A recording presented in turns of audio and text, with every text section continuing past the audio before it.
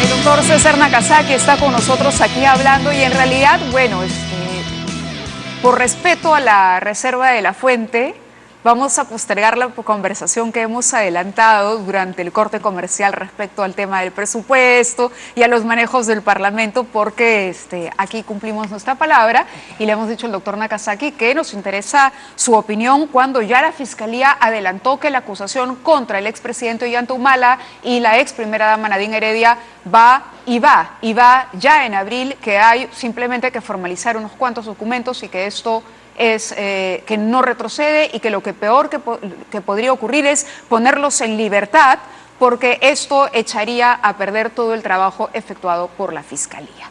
Doctor Nakazaki. Buenas noches. Buenas noches. Creo que es al contrario, porque mientras que estuvo en libertad Ollanta Humala y Nadine Heredia, el fiscal Juárez pudo realizar más de 300 diligencias, y cuando Ollanta Humala y Nadine Heredia son encarcelados, puede realizar apenas 20 diligencias. Y por eso es que estaba pidiendo, a mi modo de ver, correctamente los testimonios en Brasil, y me indicó que iba a esperarlos, porque si van a hacer una acusación sin tener completo cómo funcionaba el Departamento de Operaciones Estructuradas, bueno, ya será problema de la Fiscalía y que no reclamen mañana un resultado que les resulte adverso en un juicio. Pero la presencia del doctor Vela en los medios hace unos días, que ha hecho una cruzada, me llama la atención no porque él pueda dar su opinión, sino porque ni él ni yo podemos presionar al Tribunal Constitucional. ¿Y usted cree que es una presión? Bueno, si yo salgo a señalar, vamos a varias cositas. Él dice, sería totalmente inconveniente, ha dicho en algún momento que sería un resultado político y no jurídico. Así es. Que el Tribunal Constitucional le dé la libertad a Ollanta Humala y Nadine Heredia, algo que es, por decirlo menos, totalmente equivocado, porque si revisa el Código Procesal Constitucional va a encontrar que existe el habeas corpus precisamente contra resoluciones judiciales arbitrarias. O sea, recurrir a un mecanismo legal no puede ser un tema político, sino jurídico. Lo que resultaría político es que el único habeas corpus en el cual el Ministerio Público ha abierto su boca en toda la historia es este. Eso sí es preocupante.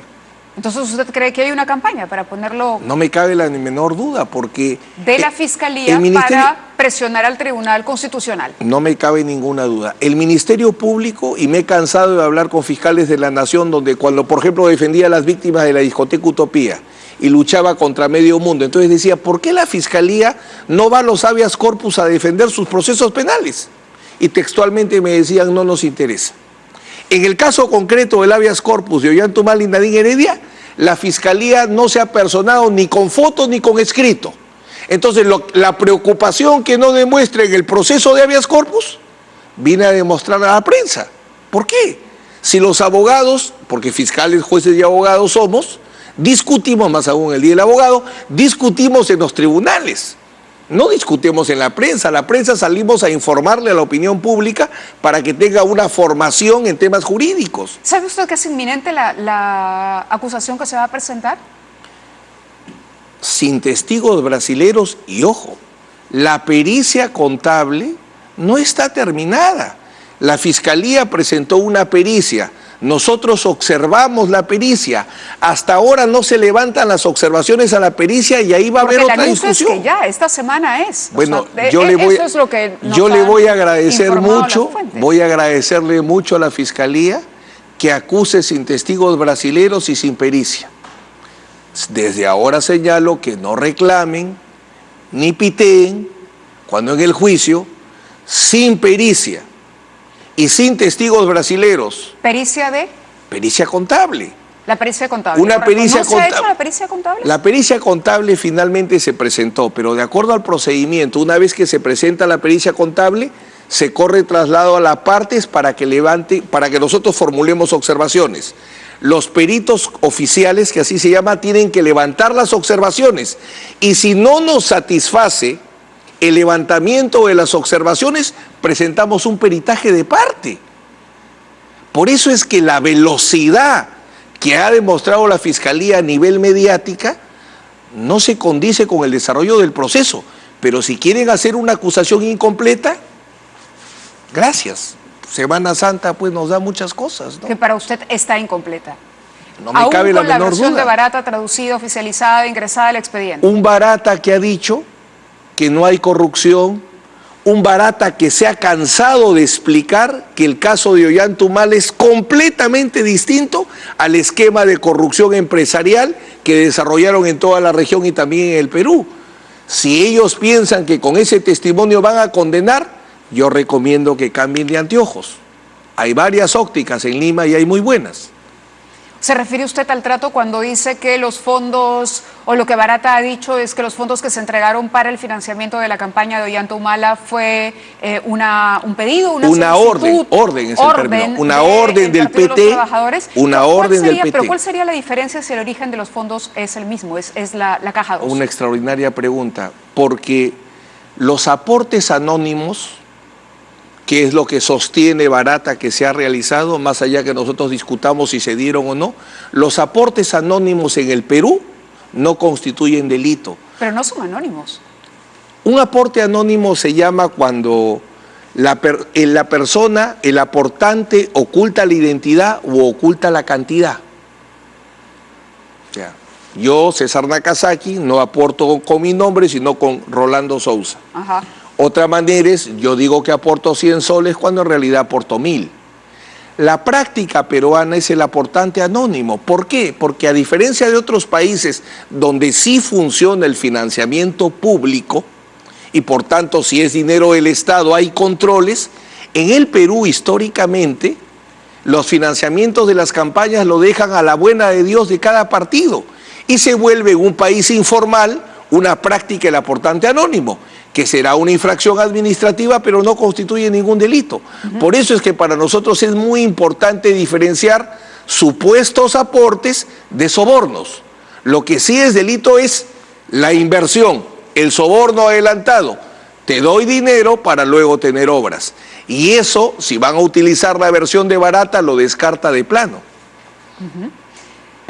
La Sala ha devuelto a la Fiscalía la acusación contra Alberto Fujimori por el caso Pativilca. Quería aprovechar también por preguntarle su opinión sobre esto. Bueno, me parece. Y el impacto que puede tener en la situación legal del exmandatario. La Sala Nacional ha demostrado independencia muchas veces en los temas de lo que es derechos humanos y exige, como corresponde en todo caso, que solamente se vaya a juicio con una acusación correcta. Si la acusación no es correcta, el juez tiene la obligación de devolverla. Por ejemplo, en el caso de Ollantaytamala y Nadine Heredia, ya que hablan de gran velocidad, estoy sumamente intrigado por cómo el fiscal va a acusar que se entregó dinero de Hugo Chávez y el gobierno venezolano a Ollantaytamala y Nadine Heredia. No hay otra cosa que me esté intrigando más allá que el capítulo 2 de Lavajato en Netflix, que también lo estoy esperando.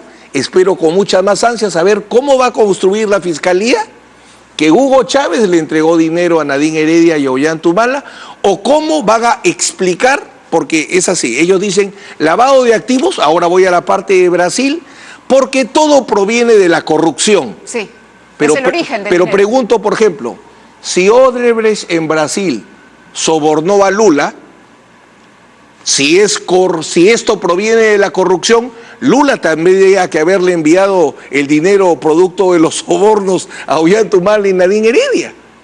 El problema es que en el Perú es bien fácil abrir un proceso por lavado de activos, pero cuando hay que acusar, hay que decir cómo, hay que decir cuándo, hay que decir dónde. Hay que hacer una acusación que en derecho se llama con una imputación necesaria. Creo que la Fiscalía debería tranquilizarse y no asustarse porque que las personas estén libres en los juicios es la regla.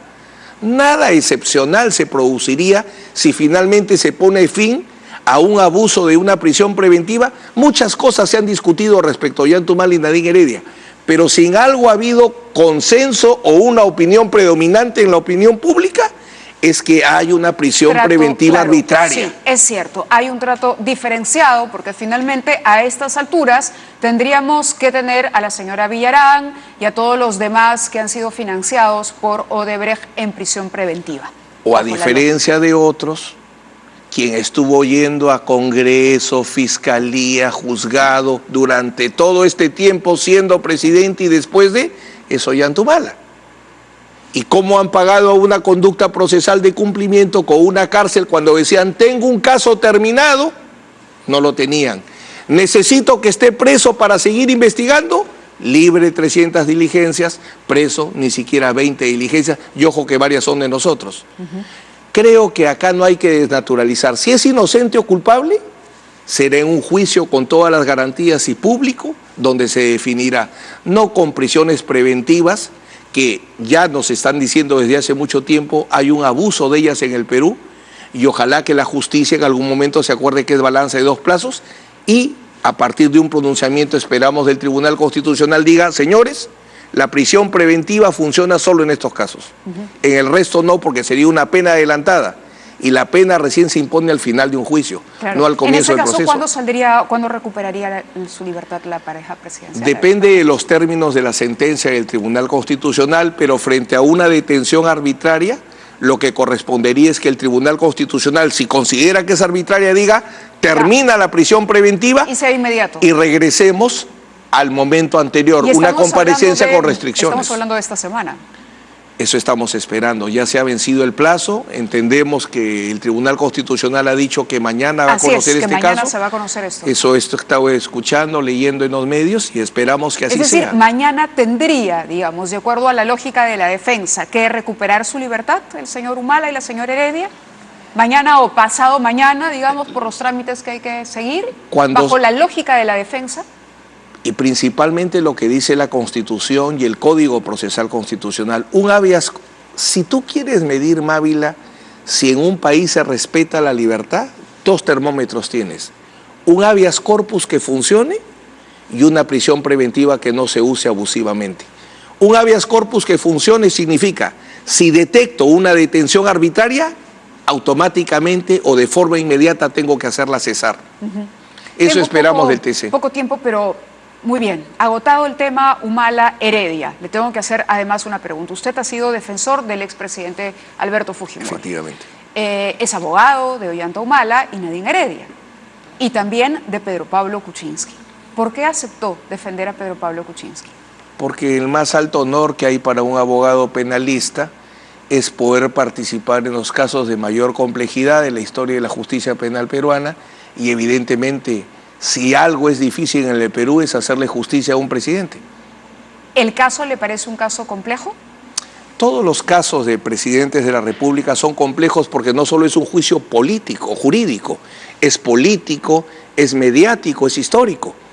Hay que desarrollarlo en varios ámbitos. Entonces, tiene un caso, definitivamente son casos de alta complejidad. Pero, ¿y usted diría que se ha justificado esta investigación, esta denuncia en contra del presidente a priori? ¿Están los elementos para iniciar la investigación? En el caso del presidente Kuczynski, lo que se ha iniciado es una investigación preliminar y a pesar de haber comenzado de manera ilegal... ¿Por qué? Él tiene inmunidad, que es distinto a inviolabilidad, no tenemos tiempo. Inmunidad... No, explíqueme, por favor. Ya, sí. Lo que voy es a lo siguiente. La inmunidad protege al presidente de la República y a cualquier alto funcionario del artículo 99 de la Constitución, sin importar cuándo fue el hecho, porque lo que se quiere proteger es la función. Solo puede ser investigado... Aún cuando sean hechos, como se ha dicho... En el caso de Jorge Mufarech... Cuando era ministro de Economía y estaba muy lejos de ser presidente. Quizás responda a tu pregunta, ¿por qué a mí? En el caso del congresista Jorge Mufarech, Antonio Saquicuray le abre proceso, porque razona así, dice, él es congresista y yo le abro proceso por hechos que se produjeron cuando él era ministro de Trabajo.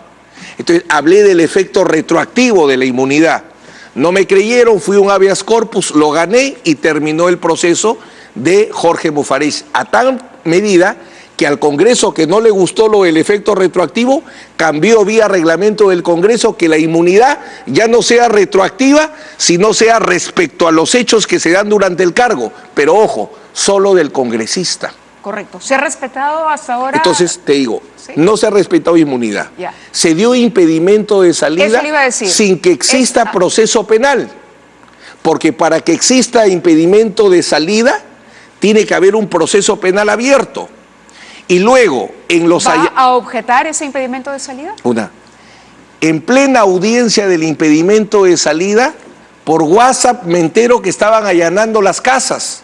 Una en San Isidro y otra en Cieneguía. Entonces, estando replicándole al fiscal Hamilton, yo por teléfono tenía que estar coordinando con mi equipo para que vengan de la playa todo sábado, para que vengan todo y vayan a las diligencias. Vamos a las diligencias y quedamos en esto.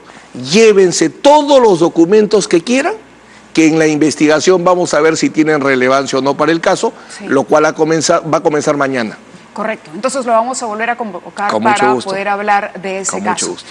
Qué pena que se acabara el tiempo, doctor Nakazaki, pero sabe que siempre es un placer conversar con usted. Navi. Nosotros tenemos que ir a una pausa.